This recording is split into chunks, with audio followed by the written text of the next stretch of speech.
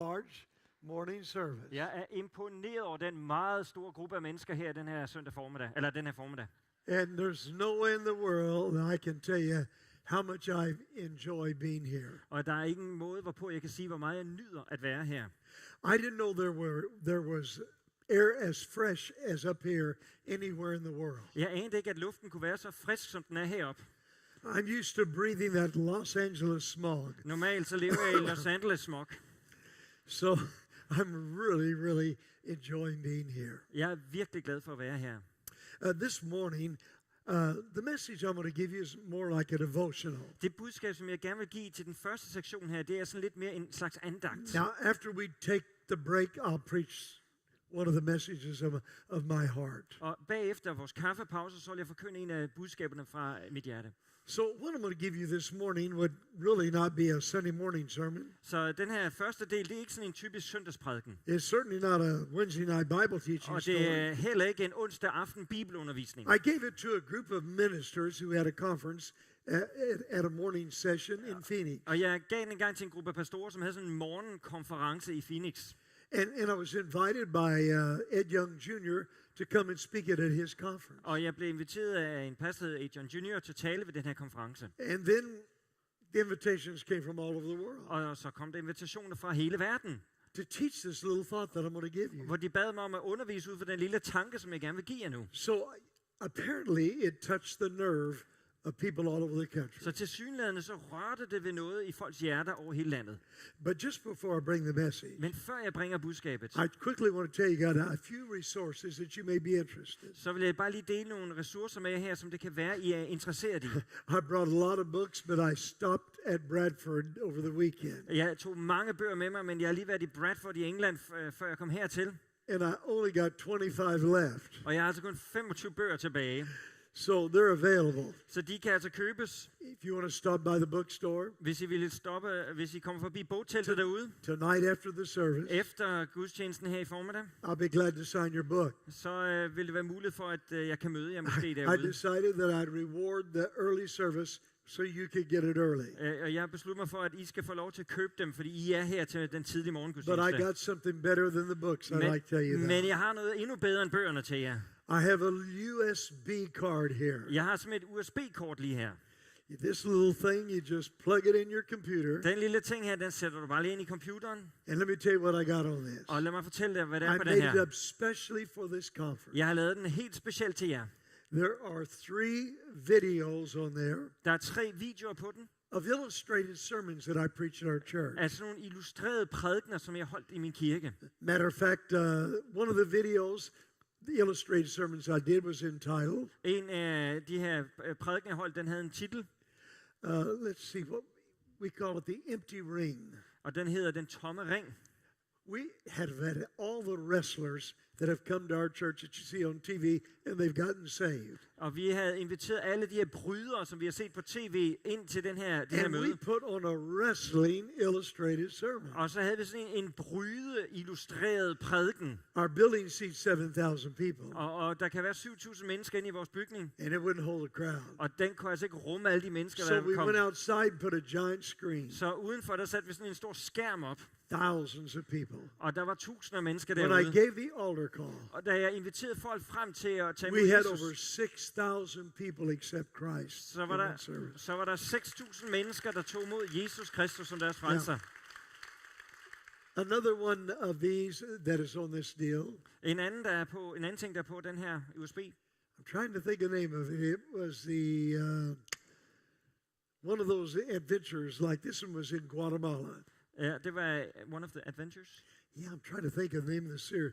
So everybody would know it, but it slipped my mind right now. Okay. En af de her sådan eventyrserier om, der foregik i But Guatemala. the winner of it, Men vinderen, der vandt, The Survivor, that's the name, The Survivor. ja, det er sådan en tv-serie om at overleve under svære forhold. And Og the vinderen, winner of The Survivor got $1 million.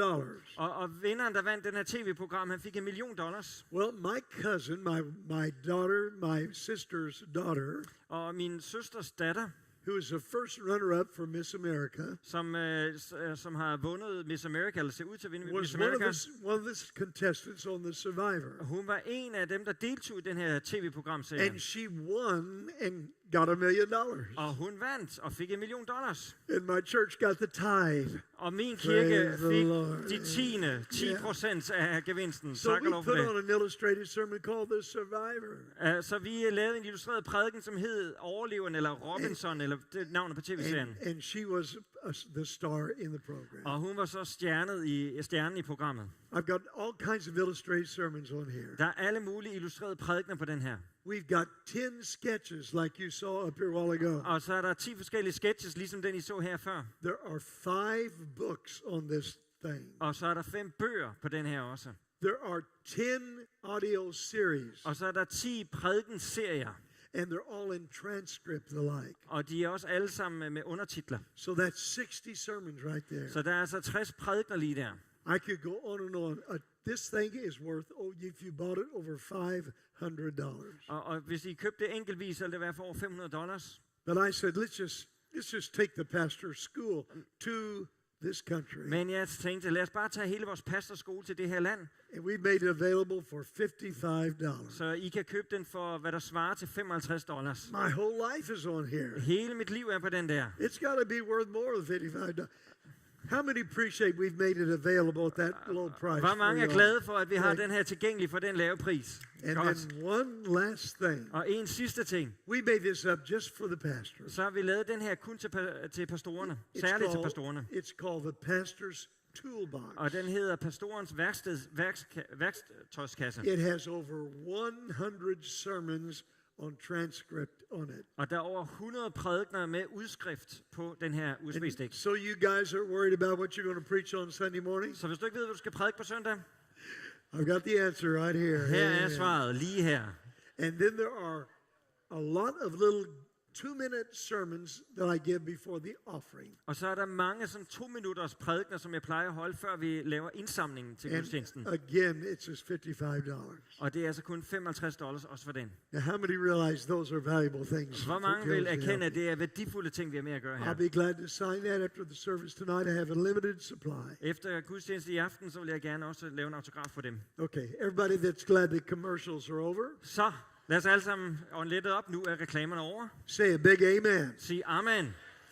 Most sinners feel that way. De fleste syndere, de har det på den måde. Father, for the next few minutes, Far, i de næste par minutter, anoint this little thought that I want to give the people. jeg beder dig om, du vil salve den her tanke, jeg gerne vil dele med In folk. Jesus' wonderful name, I Jesu navn. amen. Amen. How many of you women have ever wanted to take the dishes and just throw them against the cabinet? Hvor mange af jer har haft følelsen af, at I gerne vil tage opvasken og bare smide det ind i væggen? grab those drapes and yank them down. Og bare hive det ned og smide det hulter til bulter. Pour sand down the sink. Og hælde sand ned i afløbet på håndvasken. Drown your husband in the bathtub. Amen. Og så tag din mand og drukne ham ud i badekarret. Take that old remote and just throw it out the window. Og tag fjernsynsstyreren og bare smide den ud af Never vinduet. make a bed again as long as you live. Og aldrig nogensinde på ren seng nogensinde mere i dit liv. And all the women said amen. Og alle kvinderne, de siger amen. Men, how many of you while driving to work Hvor mange af jer mænd kører til arbejde? said, I think I'll just keep on driving. Og mens I kører til arbejde, så tænker jeg, at jeg fortsætter bare med at køre. And on the way, I think I'll just stop and spit in the boss's face. Og mens jeg kører, så vil jeg bare stoppe op og råbe alle de andre. Leave a note with your wife. Og så vil jeg efterlade en note til min kone. Find another one. Og skrive til hende, find en anden mand.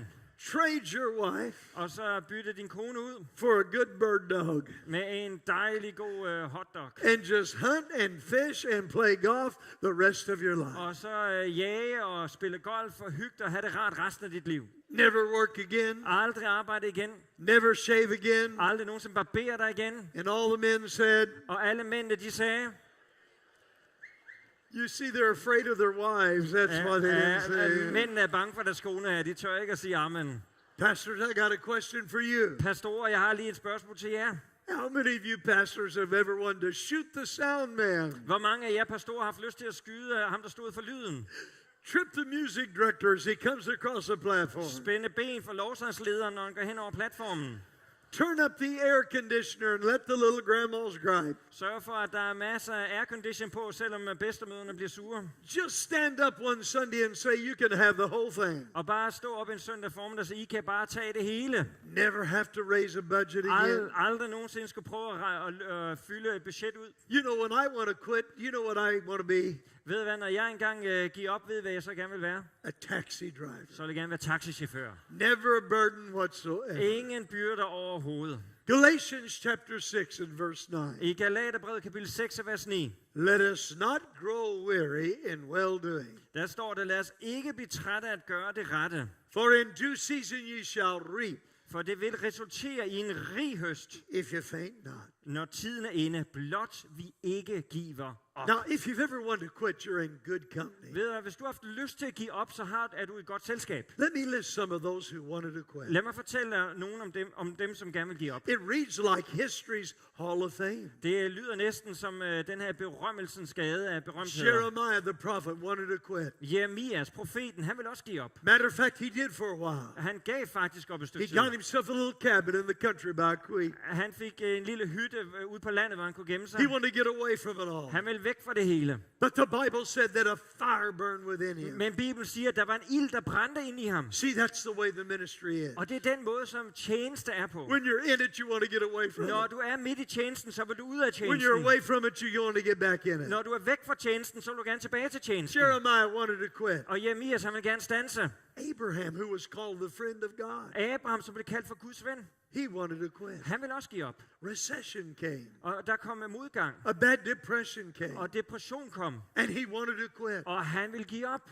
Needless to say, Og der er ingen grund til at fortælle om, I am not a great man. jeg er ikke en stor mand. But I too have wanted to quit. Men jeg har også haft lyst til at give op. And so have you. Og det har du også haft lyst til. And so have anyone in this building that has done anything great for God. Og sådan har enhver person haft lyst til at gøre, som har gjort noget godt for Gud i den her bygning. Now, many of the men in history that are just names to you Alle de her mennesker i historien, som bare er navne for dig, were and are personal friends of mine. de var og er mine personlige venner. Now, men like Spurgeon and D.L. Moody and Wesley, to me, are just names that I've read in history. Mænd som Spurgeon og D.L. Moody og andre, det er navne, som jeg har læst om i historien. But the men I want to talk to you about Men de mænd, som jeg gerne vil tale om i dag, are men that are like that to you, but I knew them personally. det er mænd, der er ligesom dem, men jeg kendte dem personligt. The first Voice of Healing Convention was held in my dad's church. Den første stemme af helbredelse, det blev holdt i min fars Men kirke. like William Branham, Der var en mand, der hed William Brannan, Jack Cole.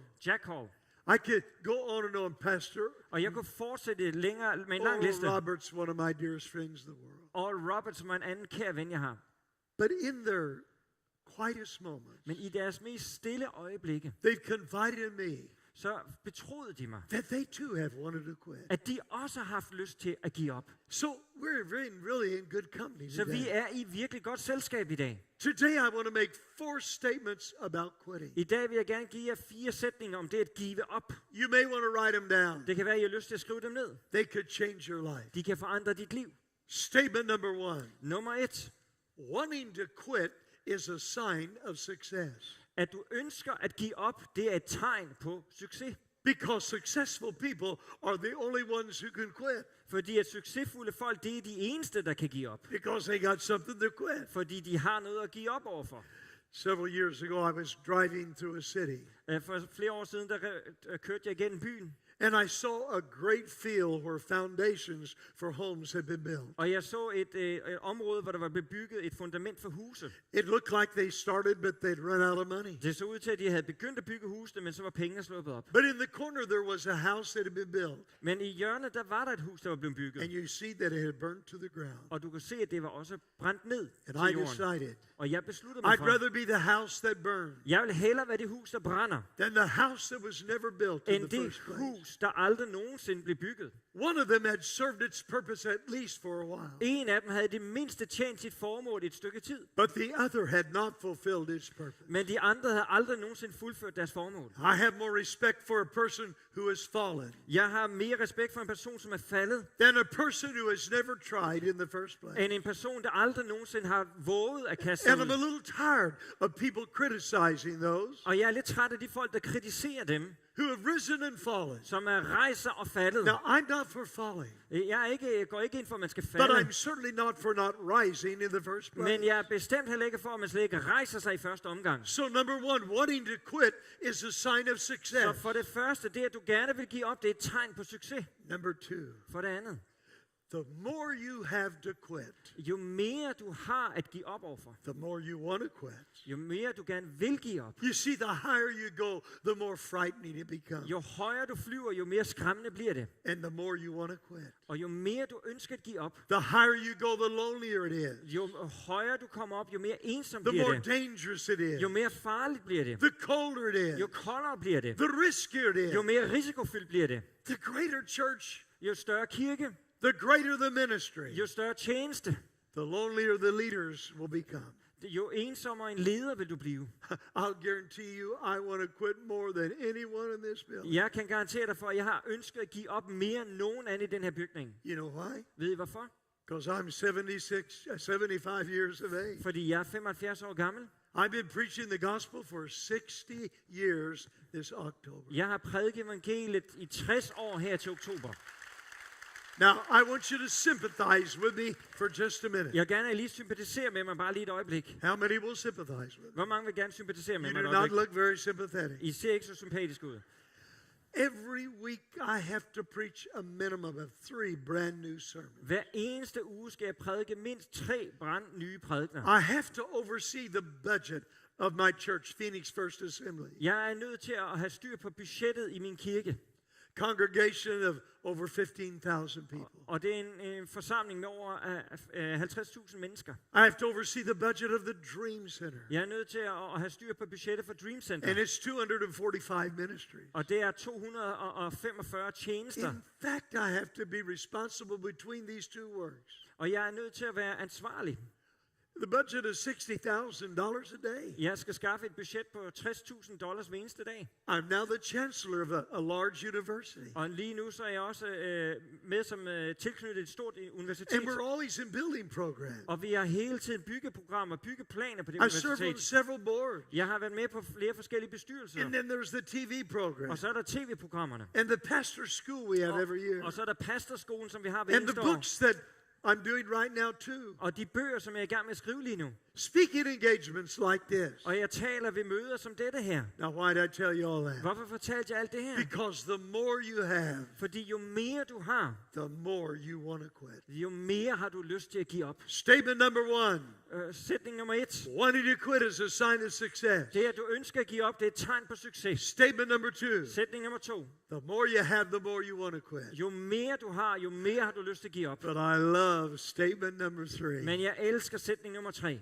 You can enjoy the luxury of wanting to quit Du kan nyde den luksus at lege med tanken om at give op, if you know you're not going to quit. hvis du ved, at du ikke giver op. You'll say, Pastor Barnett, how do you know you're not going to quit? Og du siger, Pastor Barnett, hvordan kan du vide, at du ikke vil give op? Because I've been in the ministry 60 years now, Fordi jeg har været i tjeneste i 60 år nu, and I've never quit. og jeg har aldrig givet op. How can you tell if a man will pay his bill? Hvordan kan du vide, at en mand vil betale sine regninger? If he has a history of paying them in the past. Hvis han har en historie med at betale sine regninger i fortiden. Now, consequently, Så derfor, if I've never quit, hvis jeg aldrig giver op, and I know my record, og jeg kender ligesom min historie, therefore it doesn't bother me så derfor bekymrer det mig ikke, if I want to quit. hvis jeg ønsker at give op. So I can say to myself, Så jeg kan sige til mig selv, I'd just like to quit jeg vil gerne give op. without worrying, Uden at bekymre mig om, because I know I'm not going to quit. Does that make sense? fordi jeg ved, at jeg ikke giver op. Det er Now. det meningen. I have wanted to quit.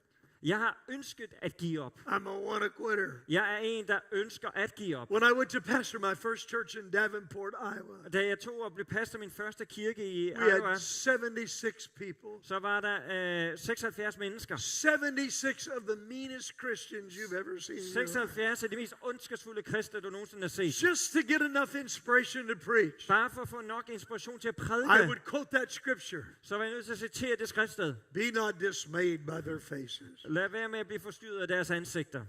They used to say little things like, Og jeg plejer at sige små ting som, we're not big, vi er ikke store, but we're spiritual. men vi er åndelige. We don't have quantity, we have quality. Vi går ikke op i kvantitet, vi går op i kvalitet. Now that's the dumbest thing you've ever said. Det er simpelthen det dummeste, man kan sige. Because if you have quality, you will have quantity. Fordi hvis du har kvalitet, så vil du have kvantitet. Because if you'll be what you ought to be, Fordi hvis du er, hvad du er kaldet til at være, you'll do what you ought to do. så vil du gøre, hvad du er kaldet til at And gøre. you'll spread your doctrine daily. Og så vil du dele ud af dit budskab, Is dit there hjerte. anything wrong with the church being small? Er der noget galt med en kirke er lille? No, Nej. not for a week. Ikke for en uge i hvert fald. But if you spread your doctrine wherever you go, Men hvis du spreder den lære, hvor du end bevæger dig, daily they'll be added to the church. så vil der hele tiden være en anden kirke. Could I get a good amen? Kan jeg få en amen? Yeah, I wanted to quit. Ja, jeg ønsker at give op. When I ran from Phoenix to Los Angeles, Jeg ønsker, at jeg løb fra Phoenix til Los Angeles. through the Mojave Desert, Da jeg løb igennem Mojave-ørkenen. 436 miles. Da jeg løb der omkring 600-700 kilometer. When I woke up in the morning, Da jeg vågnede om morgenen, my legs were aching. så gjorde mine ben ondt. I had blisters all over my feet. Og jeg havde simpelthen vabler over mine fødder. My feet swelled from 9s and a halves to 12 size shoes. Og mine fødder, de svulmede sådan, at jeg var nødt til at gå fra en skostørrelse 42 til 46. I wanted to quit. Jeg ønskede simpelthen at give op. Someone said, Pastor, Og der var nogen, der siger, pastor, it was your love for those little children that kept you going. det var din kærlighed til de her små børn, der fik dig til at blive ved med at løbe. Can I be honest with you? Må jeg være helt ærlig med jer? At 5 o'clock in the morning when I woke, Hvis jeg havde en klokke der om morgenen, når jeg vågnede op, I didn't care if all the little kids in LA went to the Booger Man. Amen. så var jeg fuldstændig ligeglad med, om alle børn i Los Angeles, hvad de lavede. What kept me going? Hvad var det, der fik mig til at fortsætte? It was the call of God. Det var Guds kald. Now don't you miss this. Lad være med at gå glip af det her. No one should ever go into a ministry because I have a burden. Ingen skal nogensinde gå ind i en tjeneste, fordi jeg har en byrde. A burden will come and go. En byrde, den vil komme, og den vil gå. When someone takes a gun and puts it to your head like they did Matthew. Når nogen de tager en pistol og retter mod dit hoved, som de gjorde mod min søn Matthew, And said, I'm dying with AIDS. og siger, jeg er ved at dø af AIDS, And I'm going to kill you to make a statement. og jeg vil dræbe dig for ligesom at lave en erklæring, The burden leaves. så forsvinder byrden. But it's the call. Men det er kaldet, der får dig til at It's fortsætte. the call of God when opposition comes in the church. Det er Guds kald, der får dig til at fortsætte, når modstand kommer i Ridicule kirken. comes on the job. Hvor folk de gør grin med dig på arbejdet. The burden comes and goes. Byrden den kommer, og den går. But the call of God keeps you Men going. Guds kald, det får dig til at fortsætte. The call of God gives you reassurance. Guds kald, den giver dig en forsikring. Yeah, I wanted to quit. Ja, jeg har ønsket at give op. Every Monday morning when I wake up after Sunday, Hver eneste mandag morgen, hvor jeg vågner efter søndag, I want to quit. så ønsker jeg at give op. I said, Lord, just before I quit, Og jeg siger, herre, lige før jeg giver op, I'm going to have a cup of Starbucks coffee. så vil jeg gerne lige tage til Starbucks og få en god kop kaffe. Starbucks has kept me in the ministry. Come on, say a good Og jeg kan amen. fortælle jer, Starbucks, det kaffested der, det har virkelig holdt mig i tjenesten mange gange. Sometimes I need 2 or 3. Amen. Nogle gange har jeg brug for 2-3 kopper kaffe. Yeah, I wanted to quit. Ja, jeg har ønsket at give op. Someone said, Pastor Barnett, have you ever felt like killing your wife? Og nogen har spurgt mig, Pastor Barnett, har du nogle gange haft lyst til at slå din kone ihjel? No? Nej, No? nej. Have you ever felt like quitting your wife? Har du nogensinde følt, at du skulle forlade din kone? Nope. Nej. But killing, yes. Amen. Men dræbe hende, ja, det har jeg tænkt på et par You gange. see, I'm not a quitter, I'm a killer. That's what I Jeg er am. ikke en, der giver op, men jeg er en, der slår ihjel. Det er, hvad jeg er. But I have cut the word quit out of my dictionary. Men jeg har simpelthen taget ordet give op ud af mit vokabular. If you would look at my library, literally, I've cut the word quit. Hvis du kigger på mit bibliotek, så har jeg bogstaveligt talt fjernet ordet Did give you op. say, Pastor, how do you keep from quitting? Pastor, hvordan holder du dig fra at give op? Let me just give you 4 things real quick. Lad mig give jer hurtigt 4 ting. Number 1, you've got to burn the bridges behind you. For det første, du er nødt til at brænde broerne bag ved dig. When you come to Jesus Christ, you got to burn the old life Når out. du kommer til Jesus Kristus, så må du brænde det gamle liv bag ved dig. The old friends, De gamle venner, the old literature, det gamle litteratur, the old lifestyle. det gamle livsstil. You know, when Matthew went to LA, Da Matthew han tog til Los Angeles, he just turned 20 years of age. der var han lige blevet 20. He had followed a pastor there Han havde efterfulgt en pastor der, who was 80 years of age. som var 80 år gammel. He had 25 little Filipinos that were in their 80s in his church. Og der var omkring 25 gamle filippinere i kirken, der var omkring 80 år I gamle. said to him, son, you're a single pastor, Og jeg sagde, søn, du er en single pastor, so it's not a good idea for you to date the girls in the church. så det er altså ikke en god idé, at du dater pigerne i kirken. Especially when they were 80 years old. Og Amen. især når de er 80 år gamle. But I said, why don't you come home on your day off? It's just a short flight. Og jeg spurgte ham, hvorfor har du ikke lyst til at komme hjem, når du har din fridag? Det er jo bare We en got kort lille flyvetur. thousands of wonderful young ladies in our church. Og der er tusinder af smukke unge kvinder i vores kirke. But Matthew never flew home. Men Matthew, han fløj aldrig hjem. A couple of years went by. Og det gik et par år. And I said, son, why didn't you ever take me up on that offer? Og jeg spurgte ham, Sønneke, hvorfor følger du ikke op på det tilbud, jeg har givet He dig? said, I'll tell you why, Og Dad. så sagde han, nu skal du høre, hvorfor, far. If I came home, Hvis jeg kom hjem, I'd want to stay home. så ville jeg ønske at blive hjemme. You see, he burnt the bridges Han havde brændt broerne behind him. bag ham. Number two, For det andet, if you don't want to quit, hvis du ikke vil give op, don't tell anybody you want to quit while you want to quit, lad være med at fortælle nogen, at du vil give op, mens at du har lyst til at give op. because they might take you up on the altar. Fordi det kan være, at de tager dig helt bogstaveligt. Now you can tell them after the fact. Du kan fortælle dem det bagefter. Number three, For det tredje, don't expose yourself to what you don't want to be, lad være med at udsætte dig for det, som du ikke ønsker at være. because you will be 10 years from now Fordi om 10 år fra nu af, a product of the people you hang out with, så vil du være et produkt af de mennesker, som du er sammen med. the places that you travel, De steder, som du rejser til. and the books that you read. Og de bøger, som du læser. And therefore, Og derfor, be careful what you expose yourself vær to. forsigtig med, hvad du udsætter dig selv for. Number four, For det fjerde, you gotta lock yourself in so you can't quit. du må låse dig selv inde, så du ikke kan give op. Not too long ago, my wife and I took a little holiday to Los Angeles. For ikke så længe siden, der tog mig og min kone på en lille ferie til Los Angeles. I read it in the newspaper that morning Og jeg læste i avisen den morgen, that there was a basketball game going on. at der skulle være et stort basketballgame. My city, the Phoenix Suns, Og min by, der har vi Phoenix Suns were basketballholdet. playing the famous Los Angeles Laker basketball team. Og vi skulle spille mod det berømte Los Angeles Lakers basketballteam. Now, let me tell you how I feel about the Laker basketball team. Lad mig fortælle jer, hvad mine følelser er omkring Lakers basketballteam. If they were playing the Taliban, I would pull for the Taliban. Hvis de spiller mod Taliban, så ville jeg håbe, at Taliban vandt. That's how I feel about this campaign. Det er sådan, jeg har det med det hold. But they were playing my team, the Suns. Og det hold, de skulle nu spille mod min hjembys hold. That's God's team. Det er jo simpelthen Guds eget basketballteam. Even the name, the Suns. I kan bare høre navnet. De hedder The Sons, solen. Sons of God, yeah, Eller amen. sønnerne, Guds sønner. I said, honey, we're going to go to the basketball game. Og jeg sagde, skat, vi skal simpelthen til basketballkamp i dag. She said, no, we're not. Og så sagde hun, nej, det skal vi ikke. We're going shopping. Vi skal ud og handle ind. I said, no, we're not. Og jeg sagde, nej, det skal vi bestemt We're ikke. going to the basketball game. Vi skal til basketballkampen. She said, no, we're not. We're going shopping. Og så sagde hun, nej, vi skal ud og So handle I put ind. my foot down. No, we're going to the basketball game. Så jeg stampede min fod i jorden og sagde, nej, vi skal til basketballkampen. She said, no, we're going shopping. Og hun sagde, nej, vi skal ud og handle ind. We went. Vi tog ud og...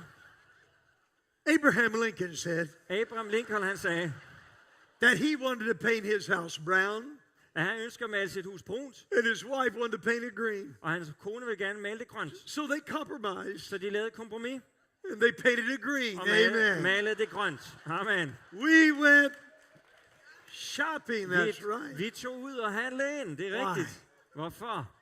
I told her, Jeg sagde til hende, my mind is made up. mit sind er fast besluttet. But she told me Og hun sagde til mig, that her heart was fixed. at hendes hjerte, det var helt fast besluttet. And there is a difference. Og der er der en forskel. David said, my heart is fixed. David sagde, mit hjerte, det er fast besluttet. And so is mine.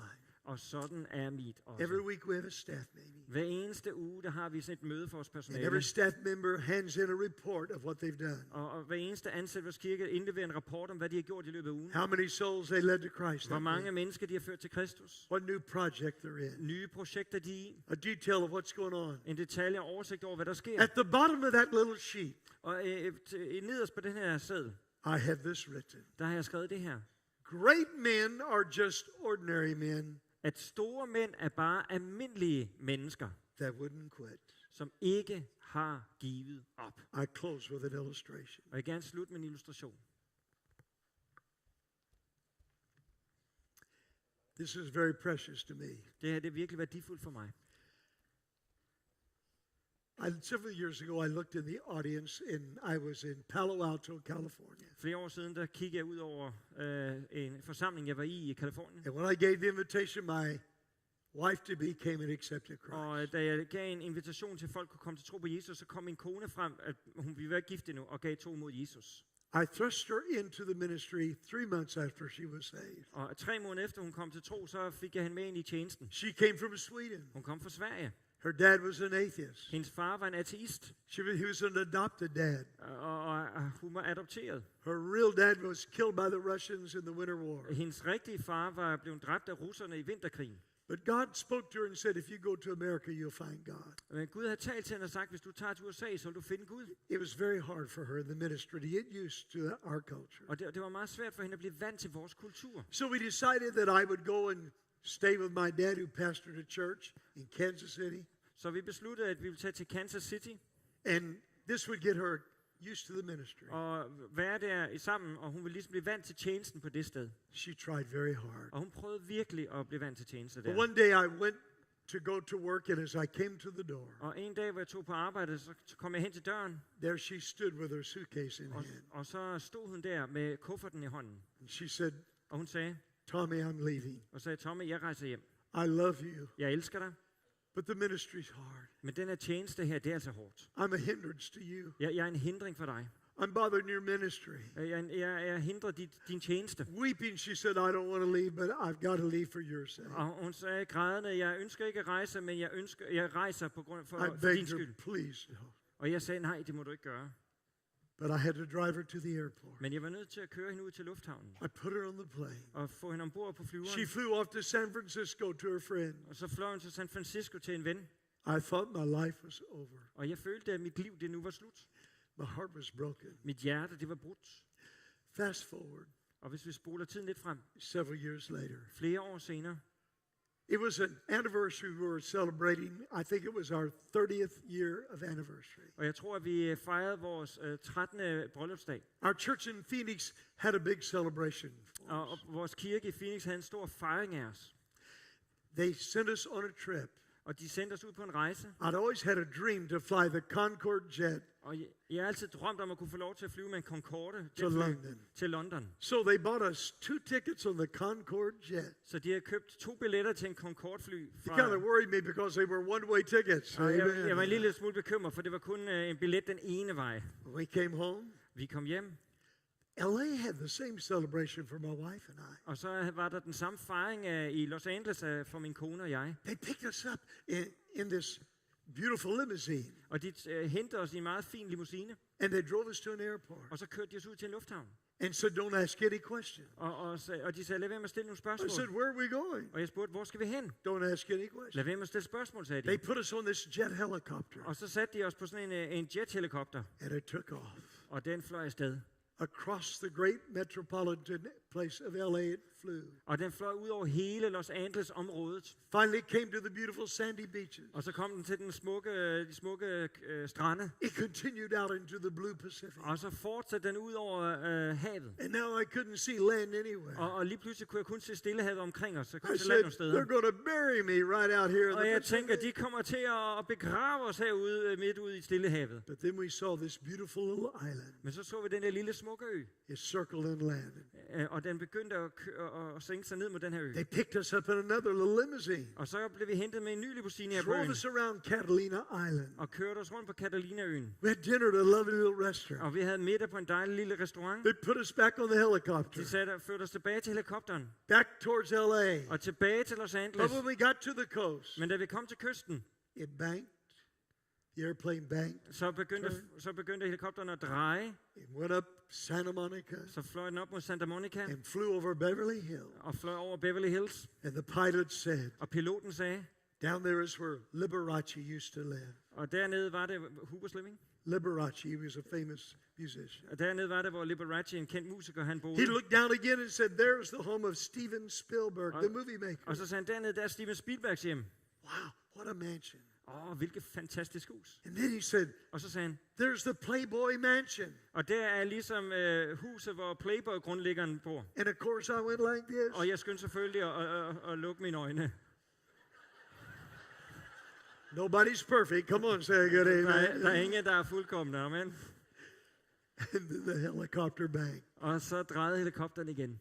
And it hovered right in front of the Hollywood sign on the mountain. Og så stod den lige foran det her store Hollywood-skilt på siden af bjerget. It then turned again and flew downtown LA between the big buildings Og så fløj den ned gennem Los Angeles og mellem de her forskellige store bygninger. and landed on top of Angela's Temple, our church. Og så landede den lige på toppen af vores kirkebygning. They picked us up in that big, long limousine, Og de hentede os igen i den her limousine. took us back to our house, Tog os tilbage til huset. said, we'll pick you up for church tonight. Og de sagde, vi vil gerne hente jer til kirke her When i we aften. walked down, there was that big old line, that limousine again. Og da vi kom ud der om aftenen, så var limousinen der igen. Now, folks, I'm not a limousine man. Jeg er altså ikke en, der lever med I'm limousiner. embarrassed when they pick it up, me up in a limousine. Jeg er helt pinlig over at skulle blive hentet i en limousine. But my wife is different. Men min kone, hun er anderledes. She feels like she was made for the limousine. Hun Amen. føler, hun er skabt til en limousine. And they drove us to church. Og så kørte de os til kirke. But when we got 2 blocks from the church, they stopped. Og da vi ligesom var 2 veje fra kirken, så stoppede de. And they let us out. Og så lod de os ud af I said, why limousinen. don't you let us out in front of the Og jeg church? spurgte, hvorfor kører du os ikke helt hen til kirken? Oh, they said the crowd is so big, we can't do it. Og de sagde, der er for mange mennesker der, vi kan ikke gøre det. But when I got out and turned the corner, Men da jeg kom ud og gik rundt om hjørnet, I knew why. så forstod jeg hvorfor. There was a red carpet for 2 blocks Der var simpelthen en rød løber, der var rullet ud all hele the vejen. way to the church building. Hele vejen hen til kirkebygningen. And it was lined for 2 blocks Og der var simpelthen hele vejen hen. with people from the Dream Center that are going through rehab. Der var der mennesker fra Dream Center, som er blevet rehabiliteret for stoffer og andre ting, der stod på begge sider af denne røde løber. First group were those big guys out of prison with tattoos, as muscles as big as my leg. Og den første gruppe af mennesker, det var dem her med store, tykke overarme og tatoveringer, der var kommet ud af fængslet. They all had signs. De havde alle sammen skilte med. We love you, preacher. Vi elsker dig, prædikant. Thank you so much. Tak skal du have. Tears were streaming down their cheeks. Og der var tårer, der kom ned af deres ansigt. They were applauding. De klappede. They were shouting. De råbte. And tears were shedding in my cheeks too. Og der var også tårer i mine øjne. The next group was the women Den næste gruppe var kvinderne, who had been in discipleship. som havde været i discipleskab. Most of them came in with their teeth knocked out. De fleste af dem kom, hvor tænderne var slået ud. We got them all beautiful pearly white teeth. Vi fik dem alle sammen ordnet deres tænder. Women that wouldn't even look at you when you'd go to see them. Der var kvinder, som altid bøjede deres ansigter, som ikke kunne se dem, når man But gik every forbi week dem. I went to visit those women. Men hver uge så besøgte jeg disse kvinder Gave them a little hug, told them I loved them. og gav dem en krammer og fortalte dem, at jeg elskede dem. And they were weeping. Og de græd. Many of them had been prostitutes. Mange af dem havde været prostitueret. Thank you, preacher. Tak, prædikant. We love you. Vi elsker dig. I walked a little further. Og jeg gik lidt videre. And there was the teen discipleship program. Og der var vores team discipleskabsprogram. The kind of kids that would blow up a building. Den slags børn, der ligesom voksede op i en bygning. Kids that were given the choice of either going to jail or coming to the Dream Center. Børn, der ikke kun havde en fremtid af enten at komme i fængsel eller også komme til Dream Center. Kids who were hostile and mean. Unge teenager, der var ondskabsfulde og vrede. But now the love of God was in their life. Men nu var Guds kærlighed i deres liv. And then at the very end, Og så der til slut, there was a young woman, der var der en ung kvinde, and she was weeping. og hun græd. And my mind flashed back. Og jeg kunne i mine tanker gå tilbage i tid. She'd come to LA. Og jeg kan huske, hun kom til Los Angeles. She wanted to be a movie star. Hun ville være en stjerne, tv-stjerne. But 2 weeks later, she had run out of money. Men 2 uger senere havde hun ikke flere penge. She was homeless. Hun var hjemløs. She met a man on the street who was handsome and charming. Hun mødte en ung, flot fyr der på gaderne i Los Angeles. He said, I'll take care of Og you. han sagde, jeg skal nok tage mig dig. The next thing, she found herself selling her body on the street. Næste øjeblik, så var hun prostitueret. And a few months later, she became pregnant. Og så nogle måneder senere blev hun gravid. She had the baby. Hun fik babyen, And she loved it so og hun much. elskede den så meget. It was the only thing that she really had was her own. Det var den eneste ting, hun virkelig havde med hende. But as she began to recover, Og da hun ligesom begyndte at blive the rehabiliteret, pimp said, you got to get back in the så street. sagde Alfonsen til hende, du skal tilbage ud på gaderne. You got to make some money. Du skal skaffe penge. Finally, he said, you got to go out there. Og til sidst så sagde han, du skal derud, kom She så. tried her best, but she kept herself coming back to that baby. Og hun prøvede, men og hun kom tilbage hele tiden og passede på sin baby. One day he said, if you don't get out there on the street, Og en dag så sagde hendes Alfons til hende, hvis du ikke kommer ud på gaden og trækker igen, I'm going to kill this baby. så kommer jeg til at slå den baby ihjel. She tried her best to be on the street. Hun gjorde det bedste, hun kunne for at trække på But gaden. her heart always brought her back to her little baby. Men hendes hjerte bragte hende hele tiden tilbage til denne baby. And one day he took a gun, Og en dag så tog han en pistol put it to the head of that little baby, og satte den imod den lille babys hoved pulled the trigger and took its life, og skød den lille baby. and took a curling iron Og så tog han en kniv, and burned her in a manner she could never have children. og så brændte han hende på en sådan måde, hun aldrig nogensinde mere kunne få børn. She came to the Dream Center, Hun kom til Dream Center. skin and bones, Hun var ikke andet end skin og ben. mentally tormented. Mentalt helt forstyrret. But Jesus Christ came into her life. Men Jesus kom ind i hendes liv. And now she's the leader of that group. Og nu er hun leder af den gruppe. She said, thank you, Pastor. Og hun sagde, tak, pastor. I walked into the auditorium. Jeg gik ind i auditoriet. It was filled with thousands of people. Og det var fyldt med tusindvis af They all mennesker. had signs, thank you, De er Pastor. alle sammen skilte, hvor der stod, tak, pastor. They were weeping and sobbing. De græd. I looked over at my wife, Og jeg kiggede over til min kone. and the mascara was pouring down her face. Og jeg kunne se, at hun græd, og al hendes mascara, der løb ud. She i looked like a ansigtet. mess. I want you to know that. Hun så ikke særlig køn ud, det må jeg indrømme lige der. And she walked over to me, Og så gik hun hen til mig. and she whispered in my ear, Og så viskede hun mig ind i øret. Tommy, Tommy, I'm so glad that we didn't quit. jeg er så glad, at vi ikke gav op. You see, if we'd have quit, Hvis vi havde givet op, there wouldn't been a Matthew. så havde der ikke været en Matthew. There wouldn't have been a Dream Center. Så havde der ikke været et Dream Center. There wouldn't have been a Luke Så havde der ikke været en Luke, who's now pastoring with me in Phoenix. som nu er pastor sammen med mig i Phoenix. If we would have quit, Hvis vi havde givet op, we would have missed what God wanted for us. så var vi gået glip af alt det, Gud havde for os. And some of you are saying, Og nogle af jer siger, Pastor Barnett, I'm so glad you didn't quit. Pastor Barnett, jeg er så glad for, at du ikke gav op. Then don't you quit. Så derfor, lad du være med at give op. Don't you quit on that marriage. Lad være med at give op i dit It's ægteskab. for better, for worse, richer, for poor. Enten det går godt eller skidt, uanset hvad, lad være med at give op. Don't you quit on your church. Lad være med at give op over for din kirke. Don't you quit on God. Lad være med at give op over for Gud. Because great men and women For de store mænd og kvinder are just ordinary people er bare almindelige mennesker, that wouldn't quit. der ikke ville give op. Many could have done great things, Mange mennesker kunne have gjort store ting, but we quit too easy. men vi gav for let op.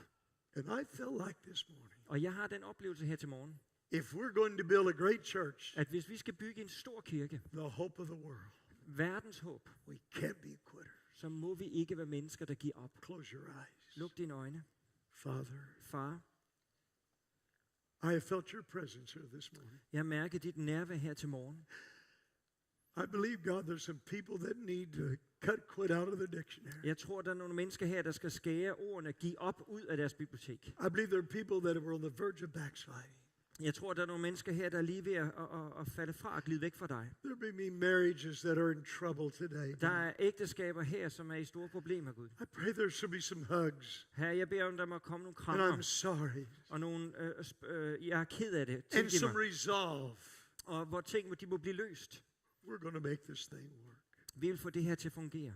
God, put steel in our backbone. Gud, giv os stål i vores ryggrad. We're not quitters. Vi er ikke mennesker, der giver op. We're winners for the glory of Vi er God. nogen, der vinder. Og Greater is he that is in you for større han, som er i os, that is in the world. end han, som er i verden. In Jesus' name, I Jesu Kristi navn. amen. Amen. Everybody say with me, I won't quit.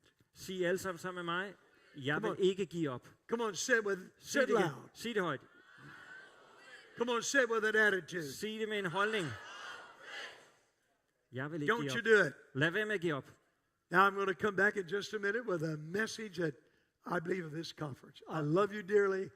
God bless you.